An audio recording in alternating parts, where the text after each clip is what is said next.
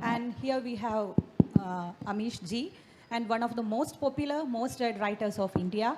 And his books have sold the whopping 7 million copies. And his Ramachandra series is the second fastest selling series in the history of Indian publication. The first being his own Shiva trilogy. And his works have been translated into 20 languages, including Malayalam. And I'm proud to say that I did translate two of his much acclaimed Ramachandra series. Ravan, the enemy of Aryavarta as Ravanan, Aryavartatinte Shatru, and War of Lanka as Lanka Yuddham. And Namaste Amish Ji. Namaste. And from you I learned that, from your talks I learned that Namaste doesn't mean simply hi or hello. It means I bow to the divine within you. Yeah, that's what Namaste in Sanskrit is supposed to mean. Yes. I bow to the divine within you. And first of all, I take the privilege of a translator to present you the copy, Malayalam version of Lanka Yuddham.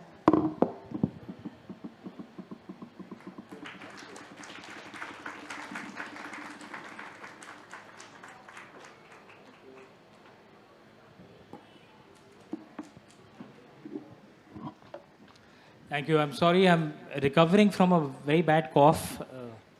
So my voice, till it holds, I'll keep talking. Okay, sir. Thank you, sir. And I don't have zarda in my mouth. It's muleti. It's to keep the voice going. It's okay. Amish ji, and you created a niche for yourself in Indian writing. And you are a writer by choice. So, why you did convince yourself? Convincing readers and publishers is another thing. But how did you convince yourself that you have a space in writing? Actually, I'm a writer by accident. Actually, no, that's, let me paraphrase Shakespeare a bit. There are some who are born writers, some who achieve the career of writing after a lot of hard work, and some who have a writing career thrust upon them. So I'm from that last third group. I wasn't really planning to be a writer. I was a banker. Monica, in fact, my last job was in life insurance. So Monica Hallan, who was just here, a dear friend of mine, she'd probably be criticizing the work that I did in life insurance. And I wrote my first two books along with my job. And I wasn't really trying to be a writer. To my surprise, my books just took off. And I resigned after my second book only when my royalty check became more than my salary. That's actually my story. I had a writing career thrust upon me. I wasn't planning something. I just did what felt right to me. And it is often said that the age of grand narrative is dead, decades ago. So what made you retell Puranas? And what makes this retelling relevant in India today? Very good question. Yeah, there was an age of the grand narrative when there were very few speakers. So I see some from the West out here. I'm sure you've heard of New York Times being the paper of record. You must have heard that term. And those who are Indians also, New York Times in the US used to be the paper of record. And whatever narrative New York Times set, America would follow for many decades. And because America followed it, the rest of the world followed it too. So everyone has heard of the weapons of mass destruction in Iraq narrative. Everyone has heard of it? Weapons of mass destruction in Iraq. Did they actually find weapons of mass destruction in Iraq? No. But New York Times sold that narrative to the US. US sold that narrative to the rest of the world.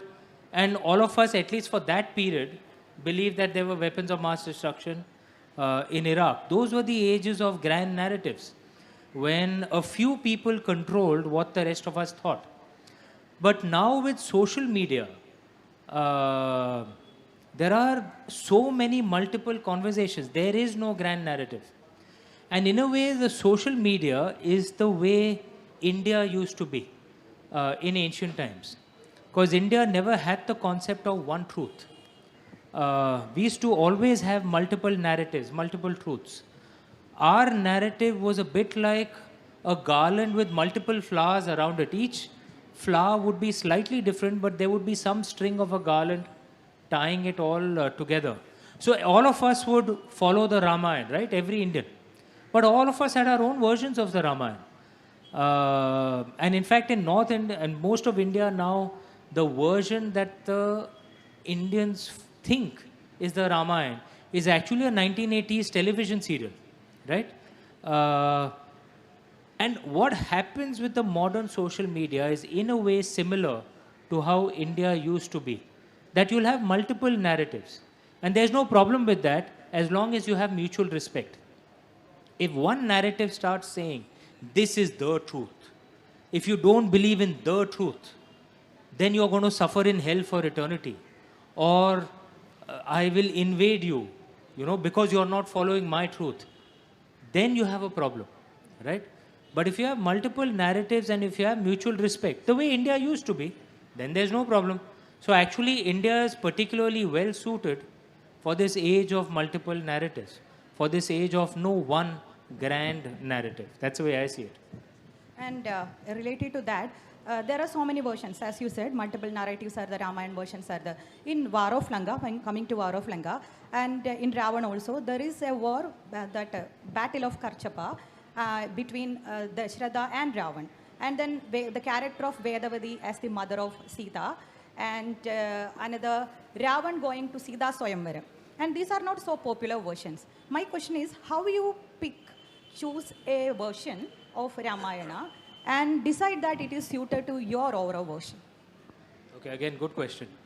Pop question, which is the original Ramayana, earliest Ramayana? Kamba Ramayana is only 1,000 years old. It's a Tamil version, written around the 10th, 11th century, if I'm not mistaken. What is the oldest version of the Ramayana? Yes, in Kerala I agree. I'm saying across India, which is the oldest? Valmiki Ramayana, yeah, applause for her. Valmiki Ramayana is the oldest version of the Ramayana. And that's considered the original Ramayana, right? Is Valmiki Ramayana the only Ramayana that Maharshi Valmiki ji wrote? Anyone knows any other version of the Ramayana that Valmiki ji himself wrote? Any guesses? Anyone has heard of Adbhut Ramayana? Huh? Arey, applause for him. Yeah, you're right. So Valmiki ji wrote 3 versions. At least there are 3 versions of the Ramayana credited to Valmiki ji. One is the Valmiki Ramayana, second is the Adbhut Ramayana, and the third is the Ananda Ramayana. Adbhut Ramayana, in it, by the way, the more powerful Ravan, the elder Ravan, is not killed by Lord Ram. He's killed by Goddess Sita, by the way. All the women should applaud for this, yeah? Yeah. Goddess Sita killed the main villain, Ravan, in the Adbhut Ramayana. Ananda Ramayana, also credited to Valmiki ji, at the beginning of the Anand Ramayana, there is a major battle that happens close to the sea between Ravan and Lord Dashrath. Okay. And this is a version that many Indians, at least modern Indians, haven't read. I'd read this and I found it fascinating. So I use that battle in my version, in Ram Sign of Ikshvaku, which is why it begins with a battle close to the sea that you referred to between Ravan and King Dashrath. So there are actually many different versions which I've had the good fortune of reading or hearing, and then I put all of them together into my versions, which if it makes sense. And it may appear new to you, because many haven't read the original versions. And I think that this actually helps us understand many different versions and many different philosophical lessons of the Ramayana. That's why I do what I do. Okay, so then what I have observed is there is a humanizing element stream flowing throughout the plot and narrative. Like Vanaras, including Hanuman, treated as tribes, and then differently abled people, Nagas, as Nagas, with a lot of empathy, including Ravana and Kumbhakarna. And then the delineation of human emotions, like the love between Rama and siblings, and then Vedavati and Ravan, and then Kumbhakarna and Ravan and all that. I think that this and the estranged relationship between Ravana and Kaigasi. And then what touched me most is the tortured childhood of Samiji. And then I think that it makes all the difference in your work when you retell the Ramayana and all that. I think so. Thank you. Thank you. Another thing, sir, that there is a clear reference to dharmic code in War of Lanka, in which the world is not seen in binaries, like good and evil, black and white, like Ravan. Ravan has shades of grey, and then he is not evil, purely evil, and then Vedavati tries to bring out the divine within him.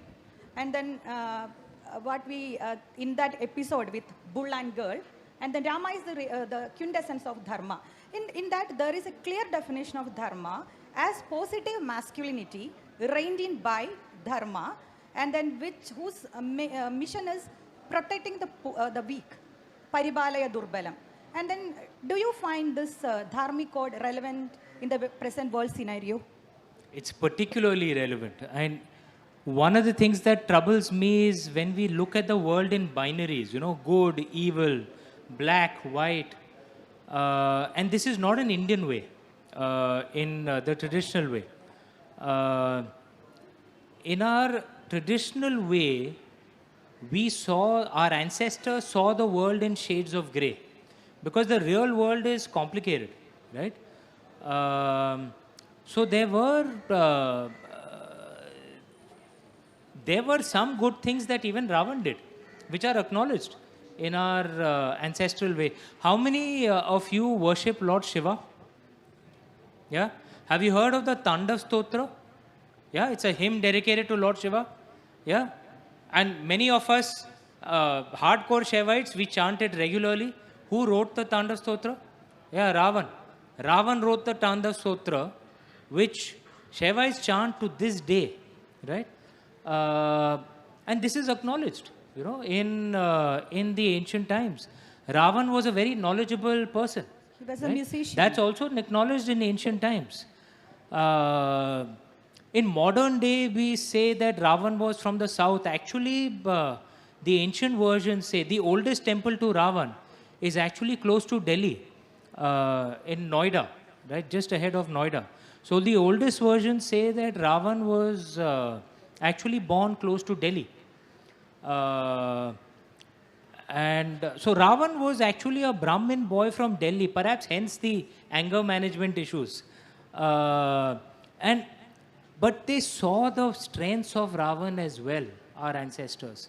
And one of the things that troubles me in modern India is we are importing many of these Western paradigms, of good, evil, black, white, that if someone is on this left, right, it makes no sense in the Indian way, okay? Because in some ways you would agree with some of the things that the left say, most Indians. Some ways you'd agree with some of the things that the so-called right says, right? And these binaries are actually not Indian. It's not our way. And we shouldn't import this. And I find it troubling that at times this is happening.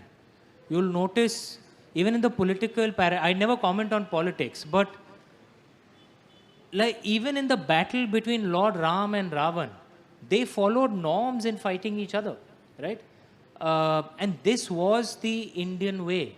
When Ravan died, Lord Ram ensured that his army did not treat Lanka like a defeated race. There was no sacking.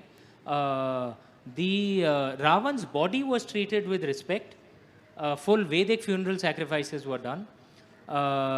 His family was treated with honor. His brother became the king, and that is the Indian way. That there are shades of grey, there are nuances. And we shouldn't import this West. I see that troubling in our TV channels as well. The way the debates happen, right? There'll be one group on this side, one group on that side, like gladiators fighting each other. And most of them are so loud, you can hear them even if you switch the TV set off. And this is not our way. Our way was always about shades of grey. Our way was always about nuance. We shouldn't import this from the West and from the Middle East. That's one of the things that troubles me about modern India. And this is one of the things we can learn from the Ramayana, of how Lord Ram and Ravan treated each other even when they were battling. Yeah. coming to the narrative, and you have profound eye for details, and then a perfect mastery over narrative, and which is commented by none other than Shashi Tharoor. And then, I believe Shashi Tharoor is coming to this festival as well. Yes. Yes. Loud round of applause for him so that he can hear it wherever he is. And this multilinear narrative is so deep that be it battle scenes or torture scenes, and I felt the pain when Samiji tortured that soldier with killer ants through the hollow reed and all that. And then be it the scenes between Rama and Sita, and then Ravana and Vedavati, Ravana and Sita and all that. And the beautiful description of Ashokavani and all that. And then so as a translator, I found it a gargantuan task to translate that, to retain the essence, and at the same time to retain the archaic freshness, and then I had to coin words actually. And then also it was such a huge task. And then I asked, how do you juggle with these words? And then how do you do this jugglery of words and the perfect narration? What goes into that? Actually, in my mind, I can actually see the world when I open the laptop.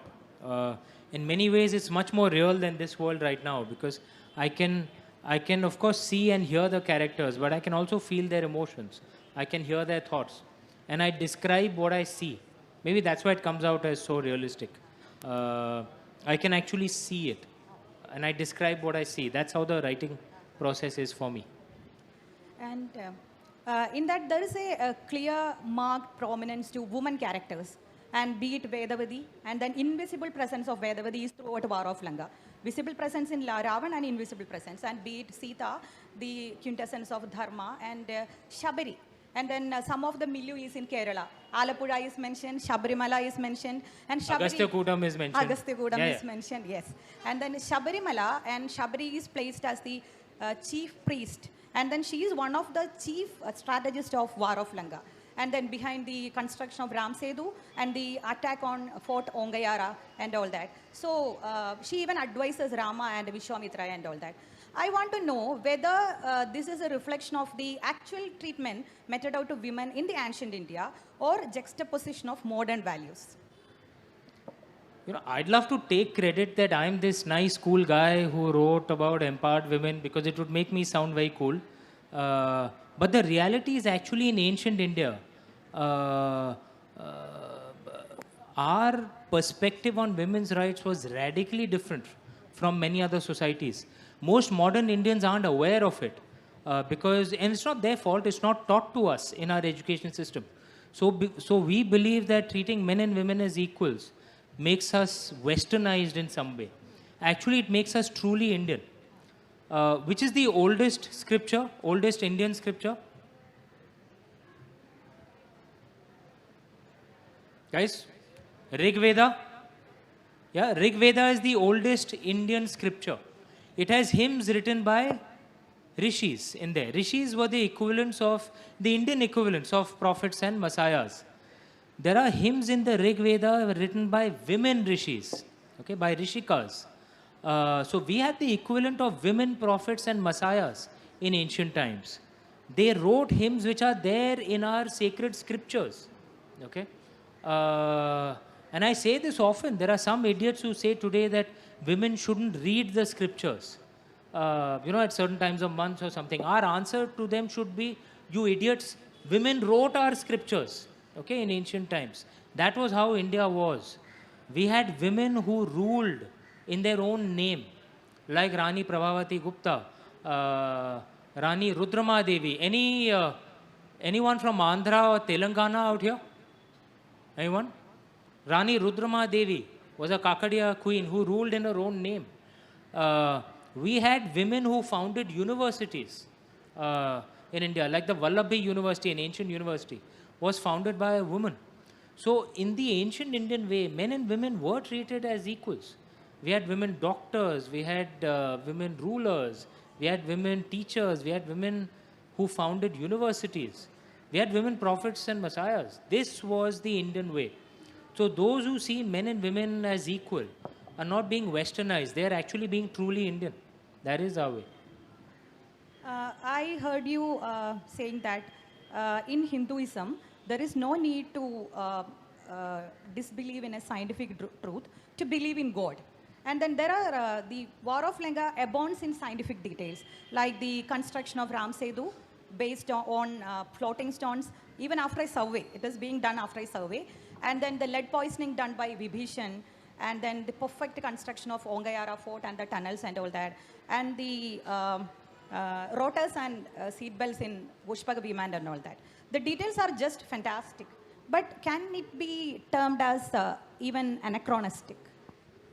So, actually, ancient Indians were quite scientific. And even in modern India, you don't have to choose between religion and science. I'm sure many would have followed the ISRO, the moonshot. Yeah, people would have followed that. And how many of you know that ISRO scientists actually took models and parts of that rocket and took it to the Tirupati temple? You guys are aware of that? And prayed out there. And they found no contradiction between that, within that. You don't have to choose between religion and science. You only have to choose if your religion has the concept of blasphemy. If your religion says that there are some things beyond question, which is a problem for science, because in science there's nothing beyond question. You have to actually build everything on the spirit of questioning. But in the Indian way, in Indic religions, there's no concept of blasphemy. Nothing is beyond questioning. So there's no contradiction between science and religion. So our ancient way was actually very scientific. And again, we need to read many of our ancient texts. It's not taught to us in our education system. So we are not aware of the scientific advancements that our ancestors made. I'm not saying that they had discovered there are some who claim that we knew flying technology and we traveled to Mars. That's not really true. But did an Indian mathematician discover Pythagoras' theorem before Pythagoras did? Yes, it's true actually. Many European mathematicians also accept it. I did a BSc in mathematics. Ancient Indian medicine, many of these were actually quite well developed. And your retelling of Puranas and rekindled an interest in among the youth, especially among the youth. It's a fact. And then the Honorable Prime Minister himself commented that you have aroused interest in curiosity in India's rich cultural heritage and rich heritage and culture. I just concluded editing, igniting collective minds, celebrating the 100th episode of Man Ki Baat. And there is also a heavy emphasis on reclaiming our past, our games, our festivals, and our heroes, and our places, everything. And then can it be termed as an overt glorification of the past instead of moving forward? You should have a bit of both. So I'm not a nihilistic guy. You don't have to burn everything on the past to build a future. You shouldn't be a prisoner of the past either. So having pride in your past and learning from the best of your past is actually a good thing. It builds you, helps you build a better tomorrow. But if there are things that should be questioned in the past, you should question it. Like for example, I openly question the caste system. It has been a major weakness in India, needs to be combated, needs to be fought, and there's nothing wrong with questioning things from the past, which should be questioned. But there are many beautiful things about our past. We are the only pre-Bronze Age culture that is still alive. And we should fire ourselves with pride of the achievements of our ancestors so that we can build a better future. I actually forgot to mention about that. And in the kingdom of Meluha, the divisions of society will be based on quality. That is the caste. And then in the that dialogue between Vishwamitra and Vasishta, there is also a reference to the everything based on quality instead of this caste by birth and all that. And another thing, this mixing of myth and reality is a topic of controversy. And you are a writer and you are not basically a historian. And the history we know is heavily colored. And then there is a heavy element of imagination in your works and element of history is also there, like construction of Ram Setu and the reference to kingdom of Meluha and all that. How do you balance between the two? Or is there any conscious effort to balance the two? I just write the way it comes to me. And I think as long as one writes with respect, there's never any controversy. I've been writing books for 12 years now. I've written 11 books. Has anyone heard any controversy around me? No, right? You can Google also. You will not find anything. So actually, if you write with balance and respect, there's no need for any controversy in India. I think Indians are very willing to accept a different point of view as long as you write with respect. I think that's the Indian way. And I define translation as a minute way of reading the text. So I will have more questions, and I have questions. But now I think it will the slot may be open to the audience for questions. And please, I take the privilege with permission, permission of Amish ji. I take the permission to introduce one of your youngest readers, 12-year-old Dakshina, and she has read all the Shiva trilogy and just completed War of Lanka, and she is not old enough to read books in the original form. Now she reads everything in the Malayalam version, and then she wants to meet you and she wants to ask something to you. Sure. Dakshina, please. Hi, beta, how are you? There's a mic, hopefully. Mic for her. Yeah, sorry, go ahead. Yeah. Sir, first of all, I'm thanking you to giving such nice books to our Indian fiction, and thanking you, Kanyamma, to translate these books into Malayalam so I can read it. So I have a question. I'm very eager to hear about... First of all, loud round of applause for her that she translated and made my books available to a bigger audience. Thank you. Yes. So I'm very eager to hear about your childhood. Was it full of wonderful stories? What about your parents? Have they told stories to you? In the purpose of War of Lanka, you mentioned that your father is very interested to tell stories to you. So can you please share that beautiful moments? Yeah, I had good fortune of birth. I grew up in a very religious household. My grandfather was a teacher in Varanasi, and he was also a Pandit at Vishwanath Ji out there. So, and my grandmother from my mother's side was also a teacher. So I learnt a lot from the home atmosphere about our culture, about our traditions. And in the Indian way, actually, the more religious and traditional you are, the more liberal you will be. That's the atmosphere we grew up in. Secondly, we used to read a lot. And one of the things I've seen is that children don't do what parents tell them to do. Is it true for most parents? Children don't really do what you tell them to do. They will do what they see you doing. Okay. So I've learned this, that if a father wants his son to treat women with respect, then the father should treat the mother well at home. The son will learn that. Just telling the son doesn't mean anything. If parents want their children to read, they shouldn't tell them to read. They should themselves read. And the children will just imitate. So in our family, everyone read a lot. Okay. We weren't very well off, frankly. So we used to get books from the library. My parents read in Hindi largely because they used to read. All of us also started reading from a very young age. So a lot of the knowledge that I have in the childhood was, one, the family atmosphere where dinner conversations, everything was actually about our traditions and our stories. And secondly, a culture of reading. Everyone read a lot. We used to recommend books to each other. And this is what I would advise to all parents. You want your children to read, you should read as well. You can start with my books, very easy books to read, good books to read. Hi, sir. Forgive me and correct me if I'm wrong. Sir, in spite of all the divinity that we give Ram, why do you think that he made Sita do the Agni Pariksha? Is it because we see a human part of God? Good question. Very good question. You know, in language often gives you a sense of the culture from which that language emerged.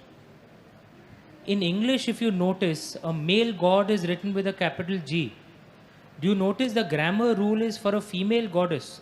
It's written with a small g. tells you something about the culture from which English emerged. Male god, higher status goddess, right?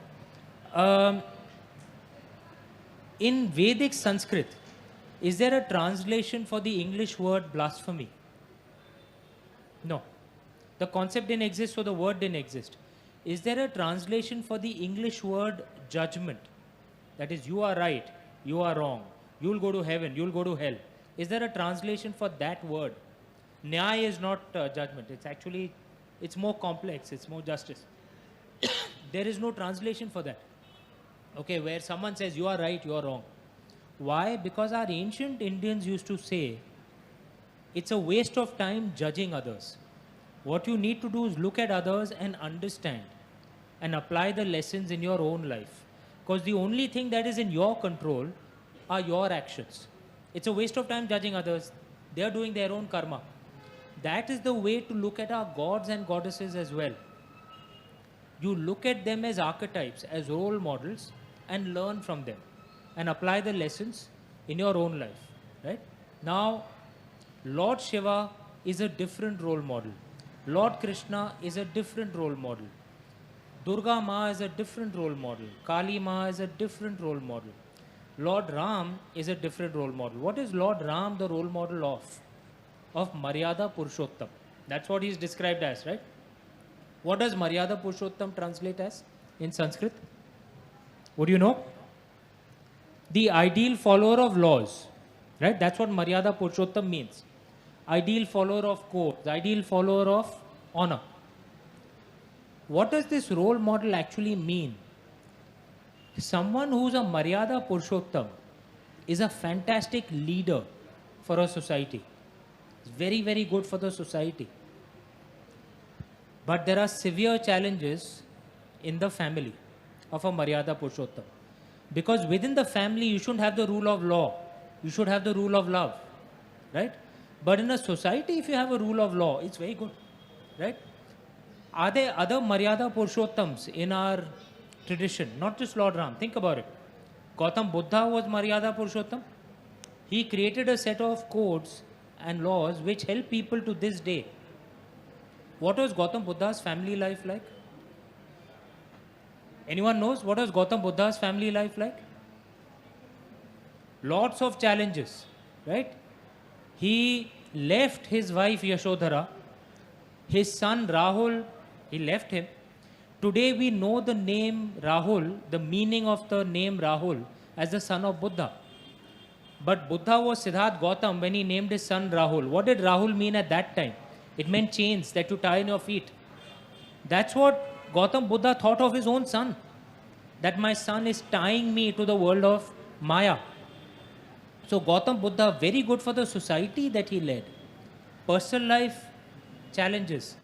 Mahatma Gandhi, he had a code, very good for the nation that he led. What was his family life like? Lots of challenges, right? That's the way to look at Lord Ram.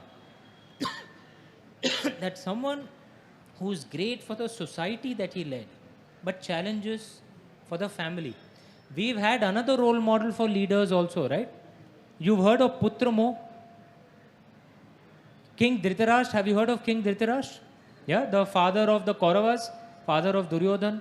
He is described as suffering from Putramo, that is immense love for his child, right? You can say that King Dhritarashtra, very good father. As a king, you can have questions. He was willing to sacrifice the peace of his kingdom for his children. Even in the modern day, we have leaders like this, right? And I'm not judging. There's no right or wrong. There are leaders for whom the family is everything. They are willing to sacrifice the country for their family. They are good parents. As leaders, there are leaders who actually sacrifice their family but are good for the country. Now, no judgment. They're just two different models. I think in the Indian way, in the way we vote, most of us have a Ram obsession. Most of us, without realizing it. If you think about it, throughout our history as a republic, we've usually voted for single leaders, male or female. Have you noticed that? Unlike in the West, where the leaders they vote for, they want to see a family. They want to see children. They want to see a dog like he's a, wholesome person. Whereas Indians tend to vote for single leaders, men or women. Think about it. In Tamil Nadu, in UP, in India, most of our most powerful leaders have usually been single, which is very different from the West. I call it a Ram obsession, because we think that will be a leader who will not think about his family, who will sacrifice everything for his people, for the land. Again, I'm not saying it's right or wrong. It's just the way it is. That's the way to look at Lord Ram. Sir, you just mentioned about Rama obsession. I am coming to connect with this Amit obsession because of the fact that what the Swiss psychologist Gustav Jung told about collective unconscious. Every character of Shiva, Rama, or anybody else is etched in Indian psyche, Indian memory. That is why you are selling a lot. Because you are with the obsession, you are with the reader's obsession. Why? It is because of the collective unconscious memory. That is explained by... Are we obsessed with our gods? That's your question. We are obsessed with the gods. That is, we are obsessed with the Amish Tripathi as a... No one's obsessed with me. But are we obsessed with our gods? Of course, yes. Okay. And to me, this is what actually keeps our culture alive. And to me, it is also something that actually makes us so intuitively liberal, because we learn so much from our gods. I had the honor of traveling through Ayodhya, and we are making a documentary on it. And one of the things on the Ram Janmabhoomi temple, one of the things that struck me was that people in the construction of the temple, Hindus of all castes, Indian Muslims, Indian Christians, all obsessed with the temple. In our documentary we recorded, there's this group of Rajasthani Muslims, Manganyar Muslims. They are Namazi Muslims. Okay, they do namaz 5 times a day.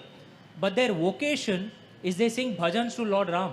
Okay, and they had come to Ayodhya to sing bhajans to Lord Ram. We recorded them. And I think our obsession with our gods and goddesses keeps our culture alive, keeps us rooted, makes us intuitively liberal. I think it's a good thing. Sir, my question is related to publishing a book of fiction in India.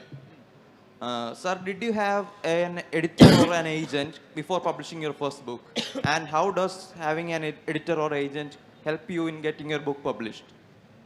I had an agent, and he tried very hard for my first book. But it didn't help too much, because every publisher who read my book rejected it. I self-published my first book because their thing was that, in fact, someone had told me my book is a guaranteed flop, my first book, Immortals of Meluha. A lot of it is just fate, yeah. Because in those days, books, excuse me, on our mythology weren't really succeeding too much. So I don't blame, sorry, let me just turn this. I don't blame the publishers for rejecting my book, because those subjects weren't succeeding at that time. So having an editor or an agent is of course good, is useful, but doesn't necessarily mean that a publisher will back you. A lot of it is just being there at the right time, right place. And I always say, if a publisher doesn't back you, the hell with it, back yourself, self-publish. What's the worst that will happen? No one will read it. No one will read it. But at least give it a shot. When you're 75, 80, and you're looking back at your life, you'll not regret the things that you tried and failed at. You'll regret the things that you didn't even try. Okay, try to karo. What's the worst that will happen? You'll fail. It's okay. Hello, sir. Good Hi. afternoon. I have 2 questions for you. The first one, when coming to the Mahabharata, which character attracted you most? Or if you want to say something from the Mahabharata series, which character will you first select to tell a story? And second one, when was the first thought that struck you regarding the Immortals of Meluha? Like, I will go follow this path, a different path, starting from the mythology in a different way. No, good question. On the Mahabharata, I think Lord Krishna, if you think about it, because in the traditional Mahabharata itself, Lord Krishna's childhood isn't shown so much. That's shown more in the Bhagavad and various other. And if you see Lord Krishna's journey as a character, you know, someone who is facing danger to life at birth, and then has to escape, and then grows up in a in a very small village, and then rises to get vengeance and get the kingdom back for his family, which is Mathura. And then he's attacked by Jarasandha, and then he has to escape and come to Dwarka. And then he comes back once again, and then is the guiding force for the Mahabharata. and there's so much to learn from him. So as a character, yes, I think he holds the Mahabharata and the entire story together. In terms of Immortals of Melua, actually it began as a pure philosophy thesis, an exploration into what is evil. And then that got converted into that adventure. That's how actually the story began for me.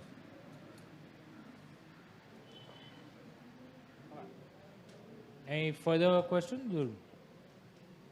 Any more questions? Awesome. Thank you. Thank you so much. Thank you, sir. And then thank you for Amish ji for such a wonderful interaction in spite of being so unwell, and then amid the heat and all that. And then I thank personally each and everyone who participated in it. Thanks. Thank you. Thank you so much.